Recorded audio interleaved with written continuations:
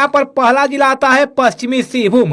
पश्चिमी सिंहभूम में सीटों की संख्या 5 है और 5 में से देखिए यहाँ पर जेएमएम कांग्रेस गठबंधन को 3 सीट मिल रहा है, वहीं पर बीजेपी 2 सीट पर जीत रही है।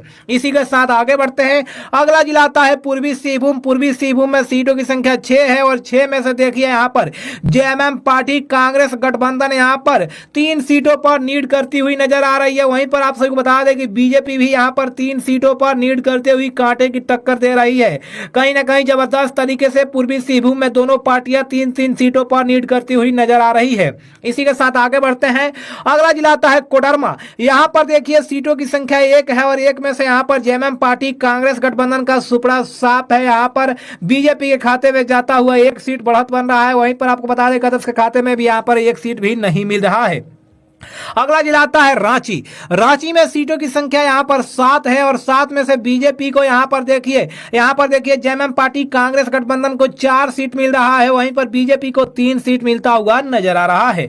अगला जिला आता है खूंटी। खूंटी में देखिए सीटों की संख्या 2 है और 2 में से यहाँ पर झारखंड मुक्ति मोर्चा पार्टी कांग्रेस गठबंधन को देखिए यहाँ पर 2 सीट मिलते हुए बढ़त बनते हुए नजर आ रही है कांग्रेस की। यहाँ पर बीजेपी का भी यहाँ पर सुपड़ा साफ है, अदर्स का भी यहाँ पर कहीं ना कहीं 0 पर आउट है, कोई भी खाता नहीं खुल रहा है।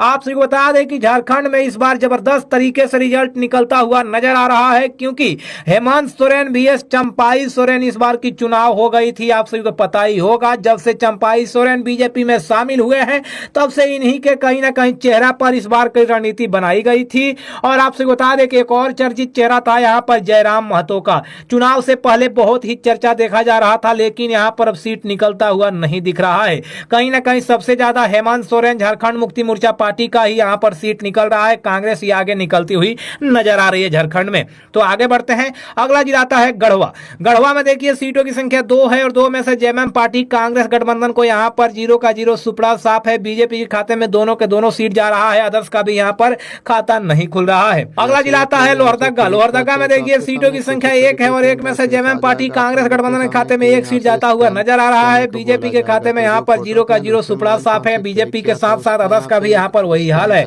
इसी के साथ आगे बढ़ते हैं। अगला जिला आता है सरायकेला। सरायकेला में देखिए सीटों की संख्या 3 है और